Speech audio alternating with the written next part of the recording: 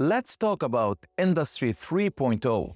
Industry 2.0 covered mass production, the usage of electricity and other advances that became now way more widespread to push forward mass production. Then later, around the 1960s, 1970s, the rise of information technology, computer, robotics, and all of these different elements brought automation to the pool.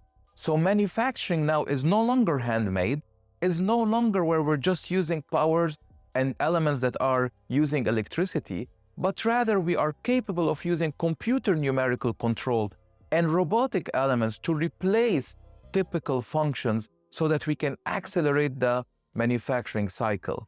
All of this is at the heart of Industry 3.0, and this rise is what promoted toward the end of the 1990s with the rise of the internet, the capacity to actually automate and make automation way more widespread.